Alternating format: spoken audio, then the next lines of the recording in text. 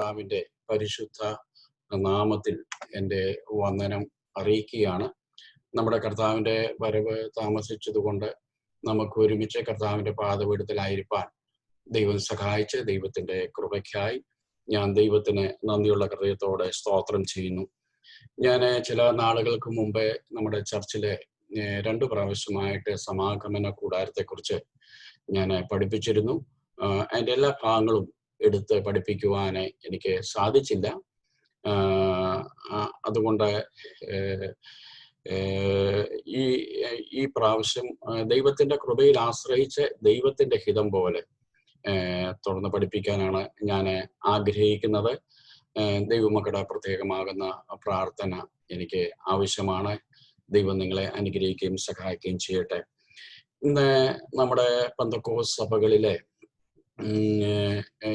പ്രത്യേകിച്ച് ഈ പഴയ നിയമവും പഴയ നിയമത്തിലെ ആഴമായ വിഷയങ്ങളും ഇഗ്നോർ ചെയ്തു പോകുന്ന ഒരു കാലയളവാണ്. കാരണം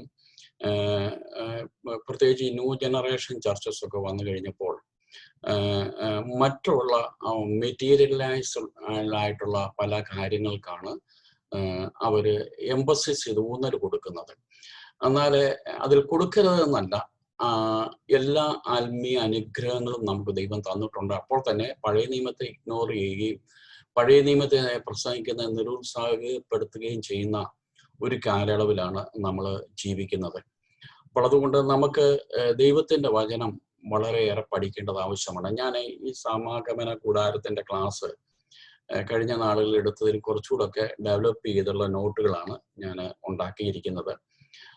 എനിക്ക് തന്ന ദൈവകൃപയ്ക്കൊത്തവണ്ണം, ഞാൻ ഒരു വേദപണ്ഡിതനോ അല്ലെങ്കിൽ മറ്റൊന്നുമല്ല, ഞാൻ ക്രിസ്തുവിനൊരു എളിയ ദൈവദാസൻ നിലയിൽ എനിക്ക് തന്ന ദൈവകൃപയ്ക്ക് ഒത്തവണ്ണം ഞാൻ ഈ ക്ലാസ് എടുക്കുവാനാണ് ഞാൻ ആഗ്രഹിക്കുന്നത്. നിങ്ങളുടെ വിലയേറിയ പ്രാർത്ഥന ഞാൻ ആഗ്രഹിക്കുന്നു. ഈ സമാഗമന കൂടാരത്തിൻ്റെ ഓരോ പാട്ടിലേക്ക് ഞാൻ കയറുന്നതിന് മുമ്പേ ദൈവമക്കളെ, പഴയ നിയമത്തെക്കുറിച്ച് ചില കാര്യങ്ങൾ ഞാൻ പറയും. അത് ഇന്നത്തെ ക്ലാസ് നിങ്ങൾക്കൊരു ഇൻട്രസ്റ്റ് അല്ലാതെ വന്നേക്കാം, എന്നാലും സാരമില്ല. പഴയ നിയമത്തിൽ ആഴമായ ചില കാര്യം, എന്തുകൊണ്ട് നാം പഴയ നിയമം പഠിക്കണം, എന്തുകൊണ്ട് പഴയ നിയമം പുതിയ നിയമം കൂടെ വ്യാഖ്യാനിച്ച് പഠിക്കണം എന്നുള്ള വിഷയം നമ്മൾ മനസ്സിലാക്കേണ്ടത് വളരെ ആവശ്യമാണ്. സ്തോത്രം. വിശുദ്ധ തിരുവെഴുത്ത് ബൈബിളിലെ 2 നിയമങ്ങൾ അടങ്ങിയ ഒരു സഞ്ചയമാണ് പഴയ നിയമവും പുതിയ നിയമവും. ഈ നിയമം എന്ന് പറഞ്ഞാൽ കവനന്റ്. നിയമം എന്നാൽ ഉടമ്പടി. ദൈവത്തിന് മനുഷ്യനോടുള്ള പഴയ ഉടമ്പടിയും പുതിയ ഉടമ്പടിയും ചേർന്നതാണ് വിശുദ്ധ ബൈബിൾ. ലോകത്തിൽ തിരുവചനത്തിലെ ആദ്യത്തെ കവനന്റ്, ആദ്യത്തെ നിയമം ഉൽപ്പത്തി പുസ്തകം 3-ാം അധ്യായത്തിന്റെ 15-ാമത്തെ വാക്യത്തിലെ. ഞാൻ ഈ വാക്യങ്ങളൊക്കെ പറഞ്ഞങ്ങ് പോകാം. ആവശ്യമായത് സമയ ലാഭത്തിന് വേണ്ടി ഞാൻ വായിക്കാൻ പറയാം. ഉൽപ്പത്തി പുസ്തകം 3-ാം അധ്യായത്തിന്റെ 15-ാമത്തെ വാക്യമാണ് മനുഷ്യനുള്ള ലോകത്തിലുള്ള തിരുവചനത്തിലുള്ള ആദ്യത്തെ ഒരു വാഗ്ദത്തം. സ്ത്രീയുടെ സന്തതി സർപ്പത്തിന്റെ തല തകർക്കും.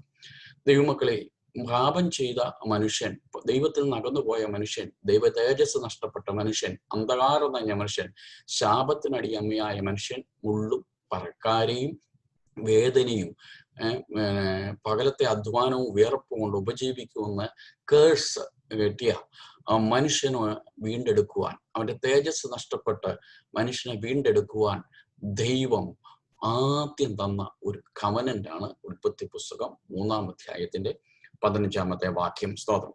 ഈ പഴയ നിയമം കൂടാതെ പുതിയ നിയമ ഉപദേശ സത്യങ്ങളെ ഗ്രഹിക്കുവാൻ വളരെ പ്രയാസമാണ്. സ്തോത്രം. പഴയ നിയമത്തിൽ കൂടിയാണ് പുതിയ നിയമ ഉപദേശങ്ങൾ ദൈവം വെളിപ്പെടുത്തിയിരിക്കുന്നത്. അതിന് ഞാൻ 1-2 വാക്യങ്ങൾ പറയാം. ലൂക്കോസിന്റെ സുവിശേഷം, ലൂക്ക് ചാപ്റ്റർ 24 വേഴ്സസ് 24 to 27 വാഴ്ത്തപ്പെട്ട കർത്താവായ യേശു ക്രിസ്തു തന്നെ തെളിയിച്ചു കൊടുത്ത ഒരു ഭാഗമുണ്ട്. അതായത് വാഴ്ത്തപ്പെട്ട കർത്താവായ യേശു ക്രിസ്തുവിന്റെ റെസറക്ഷൻ, അതായത് ഉയർത്തെഴുന്നേൽപ്പ് കഴിഞ്ഞിട്ട് എമ്മോസിലേക്ക് ശിഷ്യന്മാർ പോയി. അവർ തർക്കിച്ചും വാദിച്ചും നിരാശയോടെയാണ് അവർ കടന്നു പോകുന്നത്. അവർക്കൊന്നും മനസ്സിലാകാത്തത് കൊണ്ട് എന്തൊക്കെ സംഭവിച്ചു എന്ന് ഉള്ള കാര്യങ്ങൾ മനസ്സിലാക്കാതെ നസ്രേനായ യേശുവിന്റെ പുറകെ പിൻപറ്റിയോണ്ട് ഇനിയും നസ്രേനായ യേശുവില്ല, നസ്രേന്റെ മാർഗമില്ല, അല്ലെ ഈ ദൈവസഭയുടെ മാർഗമില്ല എന്നുള്ള ആ മാർഗത്തെ ചൊല്ലി നിരാശയോടെ അവർ പരാജയം സംഭവിച്ചു എന്ന് വിചാരിച്ച് നിരാശയോടെ തർക്കിച്ചും വാദിച്ചും നടക്കുമ്പോൾ വാഴ്ത്തപ്പെട്ട കർത്താവായ യേശു ക്രിസ്തു അവരോട് ചേർന്ന് നടന്നതായിട്ട് നമുക്ക് കാണുവാനായിട്ട് സാധിക്കുന്നു. അവര് യേശുവിനെ ക്രിസ്തുവിനെ മനസ്സിലാകാതിരിപ്പാൻ അവരുടെ കണ്ണ് നിരോധിച്ചതിന് ശേഷം അവർക്ക് പറഞ്ഞു കൊടുത്ത തിരുവചനങ്ങൾ ലൂക്കോസിന്റെ സുവിശേഷം 24 അധ്യായത്തിന്റെ 24 മുതൽ 27 വാക്യങ്ങൾ ക്രിസ്തു ഇങ്ങനെ കഷ്ടം അനുഭവിച്ചിട്ട് ഉയർത്തെഴുന്നേൽക്കണം എന്ന മോശ തുടങ്ങി സകല പ്രവാചകന്മാരിൽ നിന്നും ഉള്ളത് അവർക്ക് വ്യാഖ്യാനിച്ചു കൊടുത്തു. നോക്കണമേ, ക്രിസ്തു ഇങ്ങനെ കഷ്ടം അനുഭവിച്ചിട്ട് ഉയർത്തെഴുന്നേൽക്കണമെന്ന് മോശ തുടങ്ങി. അപ്പോൾ നോക്കണമേ, പഴയ നിയമത്തിലെ മോശ തുടങ്ങി പറഞ്ഞിരിക്കുന്ന പ്രവചനങ്ങളെല്ലാം ആരെ കുറിച്ചാണ്? വാഴ്ത്തപ്പെട്ട കർത്താവായ യേശു ക്രിസ്തുവിനാണ്. യേശു ക്രിസ്തുവിന്റെ ജനനം, യേശു ക്രിസ്തുവിന്റെ ജീവിതം, യേശു ക്രിസ്തുവിന്റെ ക്രൂശീകരണം, യേശു ക്രിസ്തുവിന്റെ കഷ്ടാനുഭവങ്ങള്, യേശു അടക്കപ്പെടുന്നത്, യേശുവിന്റെ ഉയർത്തെഴുന്നേൽപ്പ്, ഇതെല്ലാം മോശ തുടങ്ങി സകല പ്രവാചകന്മാരുള്ളത് അവർക്ക് വ്യാഖ്യാനിച്ചു കൊടുത്തു. ഇനിയും ലൂക്കോസിന്റെ സുവിശേഷം 24:44 നിങ്ങളൊന്ന് എടുത്ത്, ലൂക്ക് ചാപ്റ്റർ 24 വേഴ്സസ് 44 അവിടെ എഴുതിയേക്കുന്നു, ഇതാകുന്നു നിങ്ങളുടെ കൂടെ ഇരിക്കുമ്പോൾ ഞാൻ പറഞ്ഞ വാക്ക് മോശയുടെ ന്യായപ്രമാണത്തിലും പ്രവചന പുസ്തകങ്ങളിലും സങ്കീർത്തനങ്ങളിലും എന്നെ കുറിച്ച് എഴുതിയിരിക്കുന്നു. നോക്കണമേ, അത് വാഴ്ത്തപ്പെട്ട കർത്താവായ യേശു ക്രിസ്തു പറഞ്ഞ വളരെ ഇമ്പോർട്ടന്റ് ആയ ഒരു കാര്യമാണ്. ഈ ദൈവത്തെ വചനം പഴയ നിയമത്തിൽ പഠിക്കുമ്പോൾ വളരെ ശ്രദ്ധയോടെ വളരെ പ്രാർത്ഥനയോടെ ഇരുന്നാലേ നമുക്ക് മനസ്സിലാകത്തുള്ളൂ. അതായത്, ഇതാകുന്നു നിങ്ങളോട് കൂടെ ഇരുന്നപ്പോൾ ഞാൻ പറഞ്ഞ വാക്ക് മോശയുടെ ന്യായപ്രമാണം, തോറ. പഴയ നിയമത്തെ 3ആയിട്ടാണ് വിഭാഗിച്ചിരിക്കുന്നത്. പഴയ നിയമം 1 തോറ, 2 പ്രവചനം നബിയും പ്രവചന ഗ്രന്ഥങ്ങൾ, 3 സങ്കീർത്തനങ്ങൾ കുതുബീം എന്നാണ് എബ്രായ പദത്തിൽ പറഞ്ഞിരിക്കുന്നത്. നോക്കണമേ, ന്യായപ്രമാണത്തിലും പ്രവചന പുസ്തകത്തിലും സങ്കീർത്തനങ്ങളിലും സ്തോത്രം എന്നെ കുറിച്ചാണ് എഴുതിയിരിക്കുന്നത്. നോക്കണമേ, ചില കാലങ്ങളിലൊക്കെ സങ്കീർത്തനമൊക്കെ സഭായോഗങ്ങളിൽ വായിക്കുന്നത് എന്തെന്നും പറഞ്ഞൊരു വാദഗതികൾ വന്ന സമയമുണ്ട്. സ്തോത്രം. അവിടെ നമ്മുടെ ശ്രേഷ്ഠന്മാരായ ദൈവദാസന്മാരൊക്കെ അന്ന് ഇന്നും അവർക്ക് ജീവിച്ചിരിക്കുന്നത് കൊണ്ടാണ് സ്തോത്രം അതിനെതിരായിട്ടൊക്കെ വ്യാഖ്യാനിച്ചു വന്നവരുടെ ഒന്നും നടപ്പിലാകഞ്ഞത്. സ്തോത്രം. ദൈവമക്കളെ, ഇവിടെ പറയുകയാണ്, ഇതാകുന്നു നിങ്ങളുടെ കൂടെ ഇരുന്നപ്പോൾ ഞാൻ പറഞ്ഞ വാക്ക് മോശയുടെ ന്യായപ്രമാണത്തിലും പ്രവചന പുസ്തകങ്ങളിലും സങ്കീർത്തനങ്ങളും എന്നെ കുറിച്ച്. അവിടെ അപ്പോൾ ക്രിസ്തുവിനെ കുറിച്ച് ഇവിടെ എല്ലാം പറഞ്ഞിരിക്കുന്നത് ക്രിസ്തുവിനെ കുറിച്ചാണ്. അപ്പോൾ നോക്കണമേ, പഴയ നിയമം എത്ര ഇമ്പോർട്ടന്റ് ആണ്. പഴയ നിയമ പ്രവചനങ്ങളിൽ മുഴുവൻ ക്രിസ്തു നിഴലായി നിൽക്കുക, ക്രിസ്തുവിനെ കുറിച്ചാണ് പറഞ്ഞിരിക്കുന്നത്.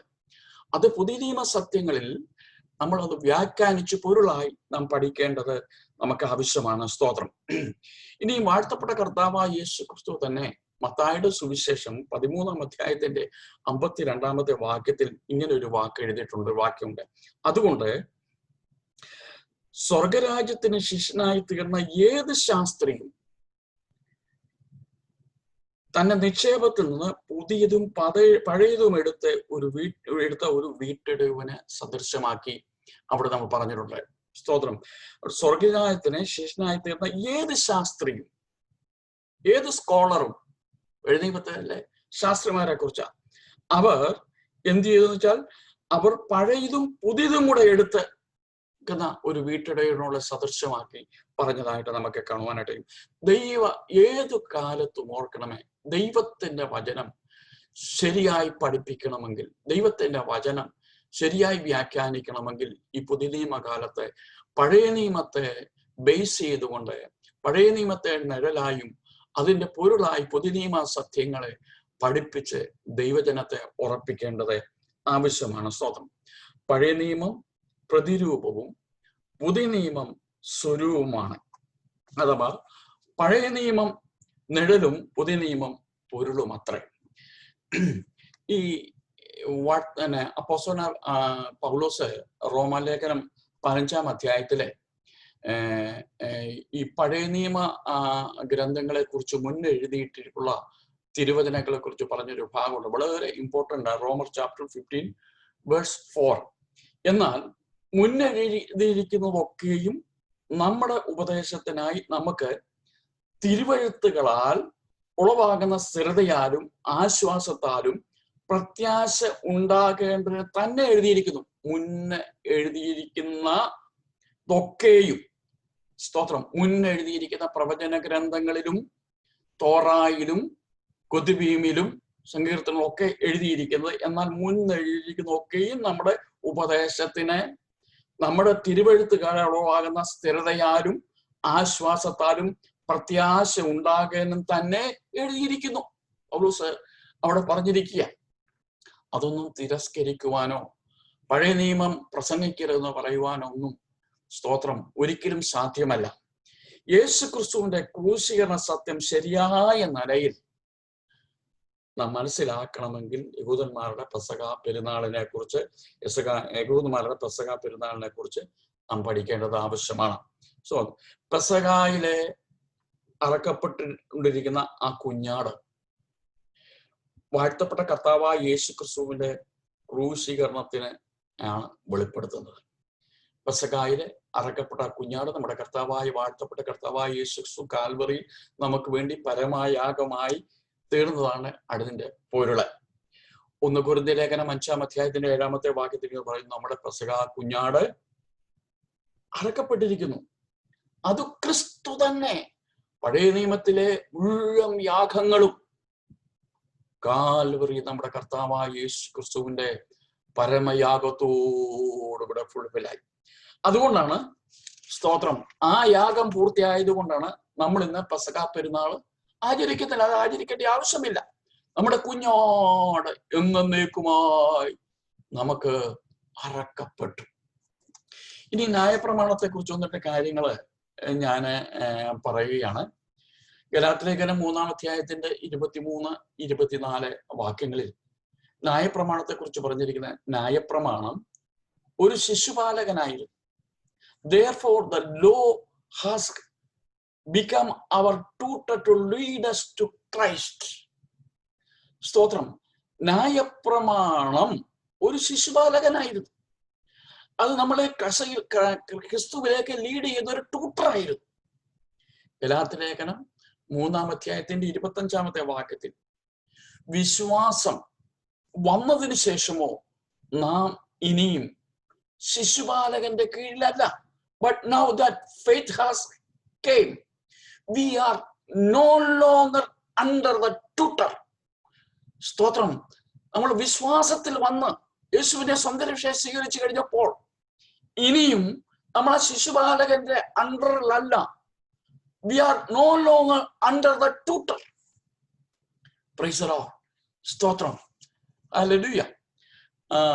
തീമോഥെയോസിനെ അപ്പോസ്തലനായ പൗലോസ് എഴുതുമ്പോൾ എല്ലാ തിരുവെഴുത്തും 2 തീമോഥെയോസ് 2 chapter 3 verse 16-17 വളരെ നമുക്കറിയാവുന്ന, എന്നാൽ നമ്മൾ പലരും ഇഗ്നോർ ചെയ്യുന്ന ഒരു വാക്യമാണത്.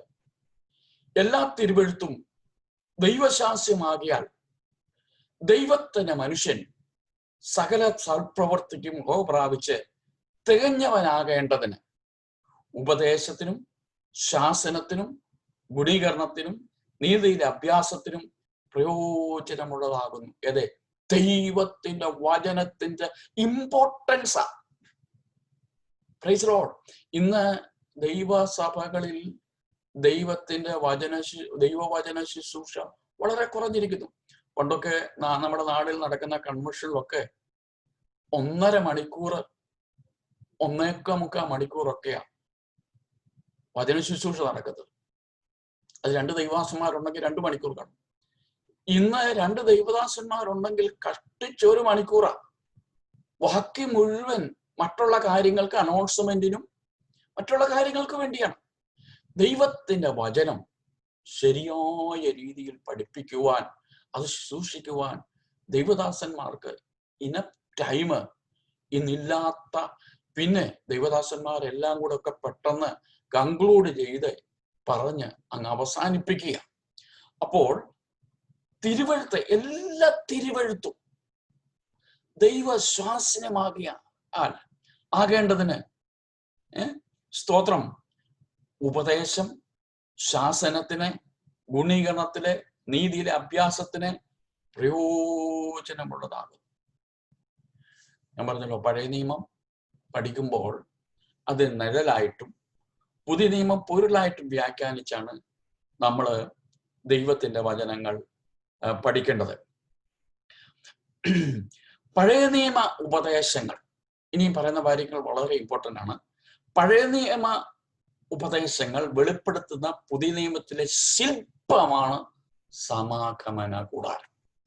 പഴയ നിയമ സത്യങ്ങളെ പുതിയ നിയമ സഭയോട് ബന്ധപ്പെടുത്തി അത് വ്യാഖ്യാനിച്ച് മനസ്സിലാക്കി തരുവാൻ ഇത്ര ആഴമേറിയ വിഷയങ്ങളാണല്ലോ പഴയ നിയമത്തിൽ പറഞ്ഞത്. പുതിയ നിയമത്തിൽ വ്യാഖ്യാനിക്കുന്ന ഈ മനസ്സിലാക്കുന്ന പുതിയ നിയമത്തിൽ മനസ്സിലാക്കുന്ന പഴയ നിയമത്തിലെ ഏക ശില്പമാണ് ടാബർനാക്കൾ, അല്ലെങ്കിൽ സമാഗമന ശില്പമാണ് സമാഗമന കൂടാരം. ഇബ്രുവിലെ മിഷ്കാൻ എന്നൊരു വാക്കാണ്, അല്ലെങ്കിൽ സമാഗമന കൂടാരത്തെ കുറിച്ച് പറഞ്ഞിരിക്കുന്നത്. അതിന് റെസിഡൻസ് എന്ന് പറയും. Residence, dwelling place, the tent of congregation, the tent of meeting എന്നൊക്കെ അർത്ഥമുണ്ട്. സ്തോത്രം. ഈ പുറപ്പാട് പുസ്തകം 25-ാം അധ്യായത്തിന് 8-ാമത്തെ വാക്യം വളരെ ഇമ്പോർട്ടൻ്റ് ആയ കുറിവാക്യമായിട്ട് ക്ലാസ്സിൽ വായിക്കേണ്ട ഒരു വാക്യമാണ്. Exodus chapter 25:18. ഞാൻ അവരുടെ മധ്യത്തിൽ വസിക്കുവാൻ അവർ എനിക്കൊരു വിശുദ്ധ മന്ദിരം ഉണ്ടാക്കണം. നോക്കിക്കേ, ഞാൻ അവരുടെ മധ്യത്തിൽ വസിക്കുവാൻ അവർ എനിക്കൊരു വിശുദ്ധ മന്ദിരം ഉണ്ടാക്കണം. സ്തോത്രം. ഞാൻ പറഞ്ഞല്ലോ, അതിന് ക്ലാസിക്കൽ എബ്രായ ശാസ്ത്രിമാരുടെ ഒരു അഭിപ്രായം ചില പുസ്തകങ്ങളിൽ ഞാൻ വാദിച്ചു. ഡൾ എന്ന് പറഞ്ഞാൽ അതിന്റെ ഒരർത്ഥം ഷെക്കൈന എന്നാ. ഷെക്കൈന, സ്തോത്രം, ഷെക്കൈന എന്നാ. പ്രൈസ് ലോർഡ്, സ്തോത്രം. റേഡിയൻസ്, സ്തോത്രം എന്നാണ് അർത്ഥം. ഞാൻ അല്പം കൂടെ കഴിഞ്ഞ് അതിന്റെ മറ്റൊരു ഭാഗം കൂടെ ഞാൻ പറയാം.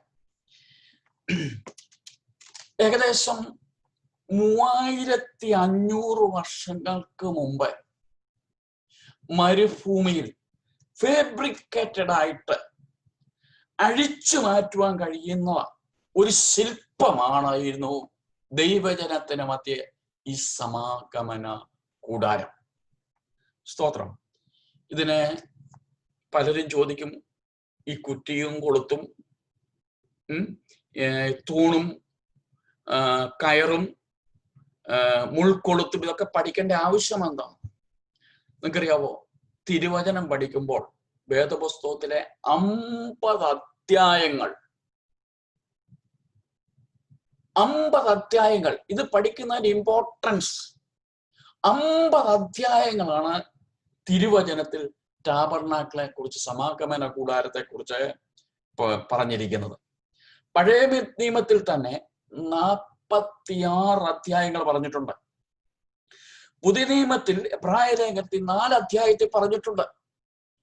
പുറപ്പാട് പുസ്തകത്തിൽ പറഞ്ഞിട്ടുണ്ട്, നമ്പേഴ്സിൽ പറഞ്ഞിട്ടുണ്ട്, സംഖ്യാപുസ്തകത്തിലുണ്ട്, ഡ്യൂട്ടോണമിയിലുണ്ട്, ലേവ്യ പുസ്തകത്തിൽ ഏറ്റവും കൂടുതൽ പറഞ്ഞിട്ടുണ്ട്. ഇനി അത് പോരാഞ്ഞിട്ട് ആവർത്തന പുസ്തകത്തിൽ പറഞ്ഞിട്ടുണ്ട്, പുതിയ നിയമത്തിൽ എബ്രായ ലേഖനത്തിൽ പറഞ്ഞിട്ടുണ്ട്. അത് പോരാഞ്ഞിട്ട് സ്തോത്രം അപ്പോസ്തല പ്രവൃത്തി 7-ാം അധ്യായത്തിന്റെ 44-ാമത്തെ വാക്യത്തിൽ സ്തെഫാനോസിന്റെ അവസാന പ്രസംഗത്തിൽ ദ ടാബർനാക്കിൾ ഓഫ് ടെസ്റ്റിമണി എന്നൊരു വാക്ക് പറയുന്നുണ്ട്. ടാബർനാക്കിൾ ഓഫ് ടെസ്റ്റിമണി, ഇത് സാക്ഷ്യത്തിന്റെ കൂടാരമാണ്. എന്താണ് ദൈവമക്കളെ ഇത് സാക്ഷ്യത്തിന്റെ കൂടാരമാകുവാൻ? സ്തോത്രം. നിങ്ങൾ അതിവിശുദ്ധ സ്ഥലത്തേക്ക് ഒന്ന് ചെന്നേ, അവിടെ പട്ടക്കത്തിനകത്തിരിക്കുന്നത് മന്നായിട്ട പൊൻപാത്രം, അഹരോന്റെ തളർത്തവടി, സ്തോത്രം, ന്യായപ്രമാണം, കൽപ്പലക വെച്ചിട്ടുണ്ട്. സ്തോത്രം. ഇതാണ് വിളിച്ചറിയിക്കുന്ന സാക്ഷ്യത്തിന്റെ കൂടാരം. മരുഭൂമിയിൽ ദീർഘവർഷം ലക്ഷാവധി ജനത്തെ ഹല്ലേലൂയ മത്സരിച്ചിട്ടും പാപം ചെയ്തിട്ടും തെറ്റിപ്പോയിട്ടും പോഷിച്ചവനായ കർത്താവിന്റെ വിശ്വസ്തതയുടെ മരുഭൂമിയിൽ മേശയൊരുക്കാൻ കഴിയുന്ന ദൈവത്തിന്റെ വിശ്വസ്തതയുടെ സാക്ഷ്യം. 2, അഹരോന്റെ തളിർത്തപടി പൗരോഹിത്യത്തെ കാംക്ഷിച്ച് സഭയ്ക്കുള്ളിൽ തർക്കമുണ്ടായപ്പോൾ ദൈവം തെരഞ്ഞെടുത്തവനെ, സ്തോത്രം, ഹല്ലേലൂയ, അവിടെ വെളിപ്പെടുത്തിയ അഹരോന്റെ തളിർത്ത വടി, അത് നമ്മുടെ വാഴ്ത്തപ്പെട്ട കർത്താവായ യേശു ക്രിസ്തുവിന്റെ പുനരുത്ഥാനത്തിന് നിഴലാണ്. സ്തോത്രം. ന്യായപ്രമാണം, സ്തോത്രം, കൽപ്പന ലംഘിച്ച ദൈവജനത്തിന് മരുഭൂമി നടത്തുവാൻ ദൈവം കൊടുത്ത ന്യായപ്രമാണം, കൽപ്പലക. ഇതുകൊണ്ടാണ് സ്തോത്രം സ്തെഫാനോസ് അപ്പോസ്തലപ്രവൃത്തി 7-ാം അധ്യായത്തിന്റെ 44-ാമത്തെ വാക്യത്തിൽ the tabernacle of testimony. സ്തോത്രം, സ്തോത്രം. ഇനി ഞാൻ സമാഗമന കൂടാരത്തെ കുറിച്ച് മറ്റു ചില കാര്യങ്ങളൂടെ പറയുവാനാണ് ആഗ്രഹിക്കുന്നത്. എബ്രായ ലേഖനം Hebrew chapter 9 verse 23 പറയുന്നു, ആകയാൽ സ്വർഗത്തിലുള്ളവയുടെ പ്രതിബിംബമാ. നോക്കണമേ, എബ്രായ ലേഖനകർത്താവ് പറയുകയാണ്, ആകയാൽ ഈ സമാഗമന കൂടാരം സ്വർഗത്തിലുള്ളവയുടെ പ്രതിബിംബമാ. പ്രതിബിംബം. സ്തോത്രം. ഈ സമാഗമന കൂടാരത്തെ കുറിച്ച് 3 പ്രധാന കാര്യങ്ങൾ ഞാൻ വ്യാഖ്യാനം പറഞ്ഞതിന് ശേഷം മിക്കവാറും ഈ ക്ലാസ് ഇന്ന് ഇവിടെ അവസാനിപ്പിച്ച് അടുത്ത ദിവസങ്ങളിൽ ആഴമേറിയ ചില വിഷയങ്ങൾ നമുക്ക് ഡിസ്കസ് ചെയ്യുവാൻ, പഠിക്കുവാൻ ദൈവം നമ്മെ സഹായിക്കട്ടെ. സ്തോത്രം. ഞാൻ പറഞ്ഞല്ലോ, പുറപ്പാട് എബ്രായ ലേഖനം Hebrew chapter 9 verse 23 ആകയാൽ സ്വർഗത്തിലുള്ളവയുടെ പ്രതിബിംബമാണ് ഈ ടാബർനാക്കിൾ. ടാബർനാക്കിൾ നമുക്ക് 3 രീതിയിൽ നമുക്ക് പഠിക്കാം. ഒന്ന്, സ്വർഗത്തിന്റെ pattern and shadow of heavenly things. സ്തോത്രം. സ്വർഗത്തിന്റെ ഒരു പ്രതിബിംബം, ഒരു നിഴല, ഒരു പാറ്റേൺ. ഞാൻ ചില വിഷയങ്ങൾ അത് തന്നെ പറയാം. ടാബർനാക്കിളിലുള്ള സാധനവും ഇപ്പോൾ സ്വർഗത്തിലുള്ള ചില വിഷയങ്ങളുമായിട്ടൊന്ന് പറയാം. വെളിപ്പാട് പുസ്തകം 1-ാം അധ്യായത്തിന്റെ 13-ാമത്തെ വാക്യത്തിൽ അവിടെ 7 പൊൻനിലവിളക്കുകളുടെ നടുവിൽ ഉലാവുന്നൊരു ദൈവം. സ്തോത്രം. നിങ്ങൾ നോക്കിക്കേ, സമാന കൂടാരത്തിലും ആ പൊൻനിലവിളക്കുണ്ട്. സ്തോത്രം. വെളിപ്പാട് പുസ്തകം 4-ാം അധ്യായത്തിന്റെ 6-ാമത്തെ വാക്യത്തിൽ പളുങ്ങിനൊത്ത കണ്ണാടിക്കടൽ, the sea of glass like a crystal. സമാന കൂടാരത്തിന്റെ പ്രകാരത്തിൽ എന്തുണ്ട്? പിച്ചളത്തൊട്ടിയുണ്ട്. സ്തോത്രം. വെളിപ്പാട് പുസ്തകം 6-ാം അധ്യായത്തിന് 9-ാമത്തെ വാക്യത്തിൽ യാഗപീഠം സ്വർഗത്തിലുണ്ട്. സമാന കൂടാരത്തിന്റെ പ്രാകാരത്തിൽ എന്തുണ്ട്? താമ്ര യാഗപീഠമുണ്ട്. സ്തോത്രം. വെളിപ്പാട് പുസ്തകം 2-ാം അധ്യായത്തിന്റെ 17-ാമത്തെ വാക്യത്തിൽ മന്നായെ കുറിച്ച് പറയുന്നു. ഇവിടെ അതിവിശുദ്ധ സ്ഥലത്ത് എന്തുണ്ട്? മുമ്പ് ഞാൻ പറഞ്ഞല്ലോ, മന്നായിട്ട വെച്ച പൊൻപാത്രം.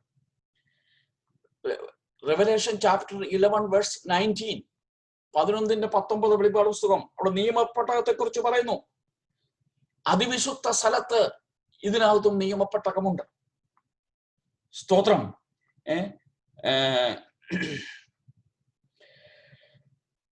അങ്ങനെ എബ്രായ ലേഖനം സമാന കൂടാരത്തെ പറ്റി പഠിക്കുമ്പോൾ ഇത് സ്വർഗത്തിന്റെ ഒരു പാറ്റേണാണ്. സ്വർഗ and the shadow of heavenly things, അതിന്റെ പ്രതിബിംബമാണ്. സ്തോത്രം. ആണ്ടിലൊരിക്കൽ മഹാപുരോഹിതൻ അതിവിശുദ്ധ സ്ഥലത്ത് കയറും. എബ്രായ ലേഖനം 9-ാം അധ്യായത്തിൽ 24-ാമത്തെ വാക്യമുണ്ട്. നമ്മുടെ വാഴ്ത്തപ്പെട്ട കർത്താവായ യേശു ക്രിസ്തു, സ്തോത്രം, അവൻ നമുക്ക് വേണ്ടി മധ്യസ്ഥ ചെയ്യുവാൻ പിതാവിന്റെ സന്നിധിയിൽ കയറിപ്പോയതിനും അതിനകത്തൊരു നിഴലാണ്. അതാണ് the pattern of heavenly things. സ്തോത്രം. ഇനി രണ്ടാമത് ഇതിനെ സാദൃശ്യമാക്കി പറഞ്ഞിരിക്കുന്നത്, സ്തോത്രം, കൂടാരം ജഡത്തിൽ വെളിപ്പെട്ട ഭൂമിയിൽ അവതരിച്ച നമ്മുടെ കർത്താവായ യേശു ക്രിസ്തുവിന്റെ മുൻനിഴല. ഒന്നാമത് നമ്മൾ ചിന്തിച്ചത് ഇത് the shadow of heavenly things.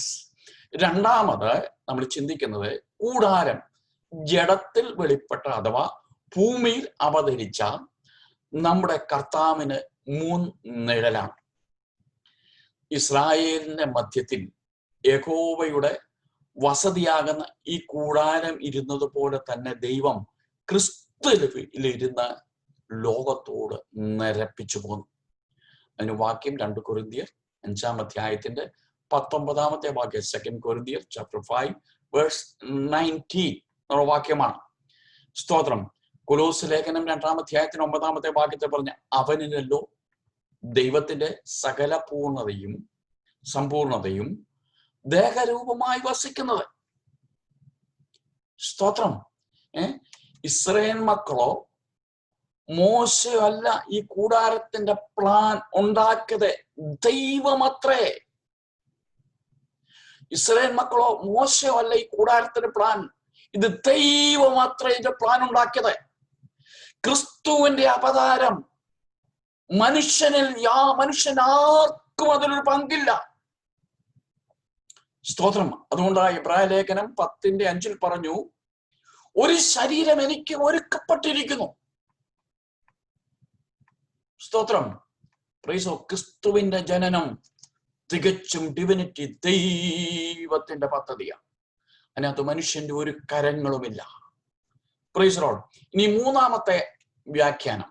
ഒന്ന് നമ്മൾ ചിന്തിച്ചു, ഇത് pattern of and shadow of the heavenly things. The second, ഭൂമിയിൽ അവതരിച്ച ക്രിസ്തുവിനൊരു നിഴലായിരുന്നു. അതാണ് ഈ പറഞ്ഞത്. സ്തോത്രം. സമാഗമന കൂടാരം ഇസ്രായേലിന്റെ നടുവിൽ ഇരുന്ന് ദൈവ സാന്നിധ്യത്താൽ വസിച്ചതുപോലെ ക്രിസ്തു നമ്മളിൽ, ഈ ഭൂമിയിൽ ഇരുന്ന് നമ്മളിൽ വസിച്ചുകൊണ്ട് ഈ ലോകത്തെ തന്നോട് നിരപ്പിച്ചു പോകുന്നു. ദൈവസന്നിധിയിൽ ഇരുന്നുകൊണ്ട് ക്രിസ്തു ലോകത്തെ നിരപ്പിച്ചു പോകുന്നു. Price the lord. സ്തോത്രം. ഇനി അടുത്ത 3-ാമത്തെ അർത്ഥം, സഭയെ കാണിക്കുക. സഭയെ, ദൈവസഭയെ, സമാന കൂടാരം ദൈവസഭയോട് താരതമ്യം ചെയ്ത് നമുക്കത് വരുന്ന ക്ലാസ്സുകളൊക്കെ നമുക്ക് പഠിക്കാനായിട്ട് സാധിക്കും. സ്തോത്രം. എഫെസ്യ ലേഖനം 1-ാം അധ്യായത്തിന്റെ 23-ാമത്തെ വാക്യത്തിൽ സഭ ക്രിസ്തുവിന്റെ ശരീരമാകുന്നു. 1 കൊരിന്ത്യർ 3-ാം അധ്യായത്തിന്റെ 16-17 വാക്യങ്ങളിൽ സഭ ക്രിസ്തുവിന്റെ ആലയമാകുന്നു. 1 കൊരിന്ത്യർ 3-ാം അധ്യായത്തിന്റെ 9-ാമത്തെ വാക്യത്തിൽ ദൈവത്തിന്റെ കൃഷിയാ, ദൈവത്തിന്റെ ഗ്രഹ നിർമ്മാണമാ. സ്തോത്രം. എഫേസ്യ ലേഖനം 2:21-22 സ്തോത്രം. സമാന കൂടാരം ആകുന്ന നിവാസം പോലെ, നോക്കണമേ, ഈ സമാന കൂടാരമാകുന്ന നിവാസം പോലെ, സ്തോത്രം, പുതിയ നിയമസഭ അവനിൽ നിങ്ങളെയും ദൈവത്തിന്റെ നിവാസമാകേണ്ടതിന് അവനിൽ ഒന്നിച്ചു പണിയുന്നു. സ്തോത്രം.